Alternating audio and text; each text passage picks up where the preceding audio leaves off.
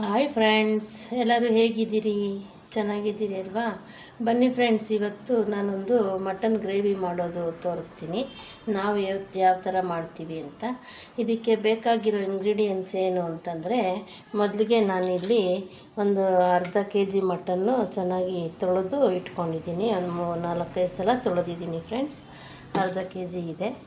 ಅದರಲ್ಲಿ ಒಂದು ಸ್ವಲ್ಪ ಕಮ್ಮಿ ಇದೆ, ಏಕೆ ಅಂತಂದರೆ ಇದು ಮನ್ನೀರಿ ಅಂತ ಅಂದ್ಬಿಟ್ಟು ಇದೊಂದು ಬಂದಿದೆ ಅರ್ಧ ಕೆ.ಜಿಯಲ್ಲಿನೇ. ನಾನು ಇದನ್ನು ಸಪ್ರೇಟಲ್ಲಿ ತೆಗೆದಿಟ್ಕೊಂಡಿದ್ದೀನಿ. ನಾನೊಂದು ವಿಡಿಯೋದಲ್ಲಿ ಮನ್ನೀರಿ ಫ್ರೈ ಯಾವ ಥರ ಮಾಡೋದು ಅಂತ ಹಾಕಿದ್ದೀನಿ. ಅದು ಯಾರ್ಯಾರು ನೋಡಿಲ್ವೋ ಅದನ್ನೆಲ್ಲ ಹೋಗಿ ನೋಡಿ ಫ್ರೆಂಡ್ಸ್. ಅದಂತೂ ತುಂಬ ಟೇಸ್ಟಿಯಾಗಿರುತ್ತೆ ಮನ್ನೀರಿ ಫ್ರೈ. ಅದಂತೂ ನೀವು ನೋಡಿದ್ರೆ ಇವತ್ತೇ ಮಾಡ್ಕೊಂಡು ತಿಂತೀರಾ, ಅಷ್ಟು ರುಚಿಯಾಗಿದೆ. ಆ ಥರ ಮಾಡಿಕೊಂಡು ತಿನ್ನಿ. ಅದಕ್ಕೋಸ್ಕರ ಹೇಳೋಣ ಅಂತ ಇದು ನಾನು ಸೈಡಲ್ಲಿ ತೆಗೆದಿಟ್ಟಿದ್ದೀನಿ. ಇದನ್ನು ಸಾಂಬಾರಿಗೆ ಹಾಕಬಾರ್ದು, ಇದು ಹಾಕಿದ್ರೆ ತುಂಬ ಎಲ್ಲ ಬ್ಲ್ಯಾಕಾಗಿ ಬರುತ್ತೆ. ಹಾಗಾಗಿ ನಾನು ಆಮೇಲೆ ಇದನ್ನು ಫ್ರೈ ಮಾಡ್ತೀನಿ. ಮತ್ತು ಇದಕ್ಕೆ ಬೇಕಾಗಿರೋ ಇಂಗ್ರೀಡಿಯೆಂಟ್ಸು: ಒಗ್ಗರಣೆಗೆ ಒಂದು ಸ್ವಲ್ಪ ಮೆಂತ್ಯ ಸೊಪ್ಪು, ಮತ್ತು ಚುಕ್ಕೆ ಸೊಪ್ಪು ಹಾಕಿದ್ರೂ ಚೆನ್ನಾಗಿರುತ್ತೆ. ಆದರೆ ಅದು ಇಲ್ಲೆಲ್ಲೂ ಸಿಗೋದಿಲ್ಲ ಫ್ರೆಂಡ್ಸ್, ಅದಕ್ಕೆ ಮಾರ್ಕೆಟ್ಗೆ ಹೋಗಬೇಕು. ಹಾಗಾಗಿ ನನ್ನ ಹತ್ರ ಮೆಂತ್ಯ ಸೊಪ್ಪು ಮಾತ್ರ ಇತ್ತು, ಅದು ತೊಳೆದ್ಬಿಟ್ಟು ಸಣ್ಣದಾಗಿ ಹೆಚ್ಚಿಟ್ಕೊಂಡಿದ್ದೀನಿ. ಮತ್ತು ಇದಕ್ಕೆ ಮಸಾಲಾಗೆ ಏನೇನು ಬೇಕಪ್ಪ ಅಂತಂದರೆ, ಮೊದಲಿಗೆ ನಾನಿಲ್ಲಿ ಒಂದು 2 ಇಂಚು ಶುಂಠಿ ಕಟ್ ಮಾಡ್ಕೊಂಡು ಇಟ್ಕೊಂಡಿದ್ದೀನಿ. ಹಾಗೆ ಒಂದು 8 ಹಸಿಮೆಣ್ಸಿನ್ಕಾಯಿ ಇಟ್ಕೊಂಡಿದ್ದೀನಿ. ಒಂದು 2 ಸ್ಪೂನು ಧನಿಯಾ ಇಟ್ಕೊಂಡಿದ್ದೀನಿ.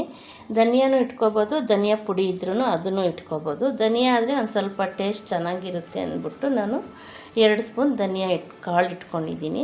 ಹಾಗೆ ನಾನಿಲ್ಲಿ ದೊಡ್ಡದೊಂದು ಈರುಳ್ಳಿ ಹೆಚ್ಚಿಟ್ಕೊಂಡಿದ್ದೀನಿ. ಮತ್ತು ಒಂದು ಮೀಡಿಯಮ್ ಸೈಜಿನ 2 ಬೆಳ್ಳುಳ್ಳಿ ಸುಲಿದು ಇಟ್ಕೊಂಡಿದ್ದೀನಿ ಇಲ್ಲಿ. ಹಾಗೆ ಒಂದು ಸ್ವಲ್ಪ ಕೊತ್ತಂಬರಿ ಸೊಪ್ಪು, ಮತ್ತು ಇದಕ್ಕೆ ಅರಿಶಿನ ಒಂದು ಅರ್ಧ ಸ್ಪೂನು, ಮತ್ತು ಒಂದೇ ಒಂದು ಚಕ್ಕೆ ಇಟ್ಟಿದ್ದೀನಿ, ಮತ್ತು 3 ಲವಂಗ, ಒಂದು ಅರ್ಧ ಸ್ಪೂನಷ್ಟು ಮೆಣಸುಕಾಳು ಇಟ್ಕೊಂಡಿದ್ದೀನಿ ಫ್ರೆಂಡ್ಸ್. ಇಷ್ಟಿದ್ರೆ ಸಾಕು ಇದು ಮಾಡೋದಕ್ಕೆ. ಬನ್ನಿ ಈಗ ಮೊದಲಿಗೆ ಒಗ್ಗರಣೆಗೆ ಹಾಕ್ಬಿಡೋಣ ಮಟನ್ನ. ನೋಡಿ ಫ್ರೆಂಡ್ಸ್, ಈಗ ಕುಕ್ಕರ್ ಇಟ್ಕೊಂಡಿದ್ದೀನಿ, ಕಾದಿದೆ. ಈಗ ಇದಕ್ಕೆ ನಿಮಗೆ ಎಷ್ಟು ಆಯಿಲ್ ಬೇಕೋ ಅಷ್ಟು ಹಾಕ್ಬೋದು. ಇದು ಮಟನ್ ಆಗಿರೋದ್ರಿಂದ ಇದರಲ್ಲೇ ತುಂಬ ಆಯಿಲ್ ಸಿಗುತ್ತೆ ನಮಗೆ. ಹಾಗಾಗಿ ನಾನಂತೂ ಒಂದು ಸ್ವಲ್ಪನೇ ಹಾಕಿದ್ದೀನಿ ಫ್ರೆಂಡ್ಸ್. ನೀವು ಬೇಕಾದರೆ ಒಂದು ಸ್ವಲ್ಪ ಜಾಸ್ತಿ ಬೇಕಾದರೂ ಹಾಕ್ಕೋಬೋದು. ನೋಡಿ, ಈಗ ಎಣ್ಣೆ ಕಾದ್ಮೇಲೆ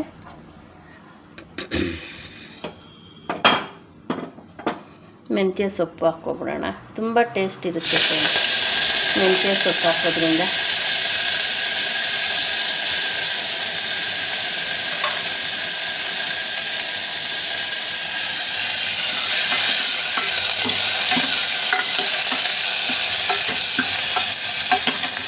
ಸುಮ್ಮನೆ ಲೈಟಾಗಿ ಒಂದು ಸ್ವಲ್ಪ ಬಾಡಿದ ಮೇಲೆ,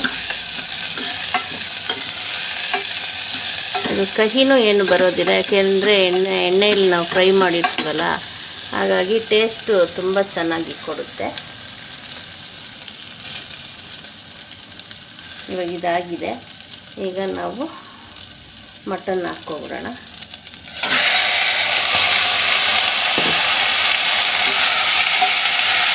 ಮಟನ್ ಹಾಕಿದ್ಮೇಲೆ ನಾವು ಈಗ ಸಾಲ್ಟ್ ಹಾಕ್ಕೊಬಿಡೋಣ.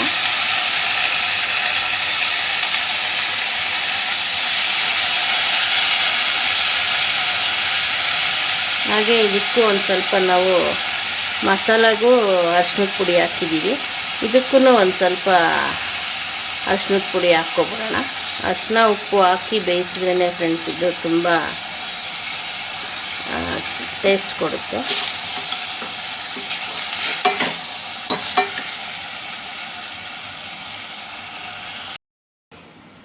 ಇದೊಂದು ಸ್ವಲ್ಪ ಆಯಿಲಲ್ಲಿ ಸ್ವಲ್ಪ ಫ್ರೈ ಆದಮೇಲೆ ನೋಡಿ ಫ್ರೆಂಡ್, ಈ ಥರ ಆಗಿದೆ. ಈ ಥರ ಚೆನ್ನಾಗಿ ಒಂದು ಸ್ವಲ್ಪ ಫ್ರೈ ಆದಮೇಲೆ ಇದಕ್ಕೆ 1 ಗ್ಲಾಸ್ ನೀರು ಹಾಕ್ಬಿಟ್ಟು ಒಂದು 4 ವಿಜಿಲ್ ಬರೋ ಥರ ಕೂಗಿಸ್ಬಿಡೋಣ.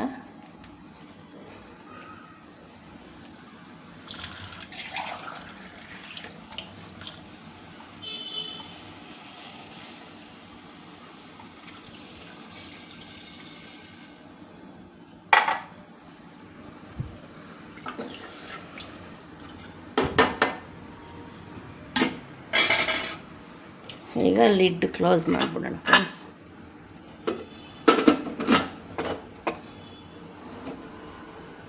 ಈಗ ಇದು ಒಂದು 4 ವಿಷಲ್ ಬರೋ ಅಷ್ಟೊತ್ತಿಗೆ ನಾವು ಇಲ್ಲಿ ಮಸಾಲ ಹೇಳಿದ್ನಲ್ಲ ಇದನ್ನೆಲ್ಲ ರುಬ್ಕೊಂಬಿಡೋಣ ಬನ್ನಿ.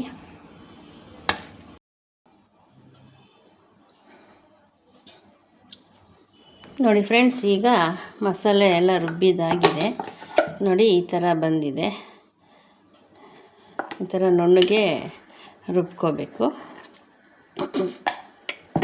ಬನ್ನಿ ಈಗ ಮಟನ್ ನೋಡೋಣ.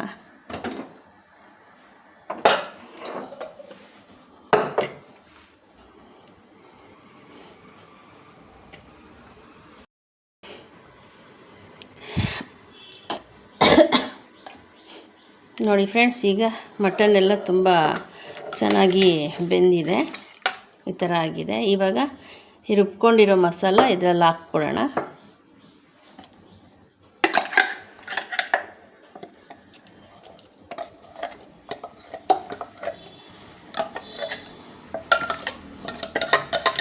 ಇದು ನೀರು ಅದರಲ್ಲೇ ಬಿಟ್ಕೊಂಡಿರುತ್ತೆ. ನಾವು ಸ್ವಲ್ಪ ಜಾರ್ ತೊಳೆದ್ಬಿಟ್ಟು ಎಷ್ಟು ಬೇಕೋ ಅಷ್ಟು ಹಾಕ್ಕೊಂಡ್ರೆ ಸಾಕು ಫ್ರೆಂಡ್ಸ್. ಈ ಥರ ಆಗಿದೆ. ಈಗ ಸ್ಟವ್ ಹಚ್ಬಿಟ್ಟು ಒಂದು ಸ್ವಲ್ಪ ಕುದಿಸ್ಬಿಡೋಣ.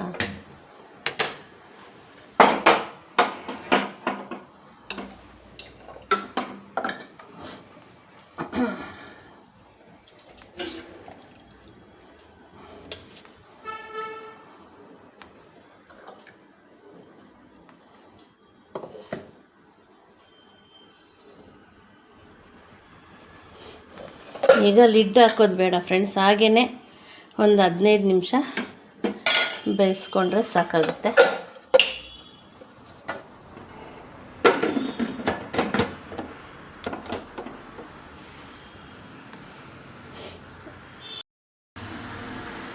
ಸಾರಿ ಫ್ರೆಂಡ್ಸ್, ನಾನು ಲಿಡ್ ಅಂತ ಹೇಳಿದೆ, ಕ್ಯಾಪ್ ಹಾಕೋದು ಬೇಡ ಅಂತಂದೆ. ಕ್ಯಾಪ್ ಹಾಕೋದು ಬೇಡ, ಹೀಗೇ ಕ್ಯಾಪ್ ಹಾಕ್ದಿರೇ ಮುಚ್ಚಿಬಿಟ್ಟು ಒಂದು 15 ನಿಮಿಷ ಬೇಯಿಸಿದ್ರೆ ಸಾಕು. ನೋಡಿ ಫ್ರೆಂಡ್ಸ್, ಈಗ 15 ಮಿನಿಟ್ಸ್ ಆಯಿತು. ಸ್ಟವ್ ಆಫ್ ಮಾಡಿಬಿಡೋಣ. ಬನ್ನಿ ಹೇಗಾಗಿದೆ ಅಂತ ನೋಡೋಣ.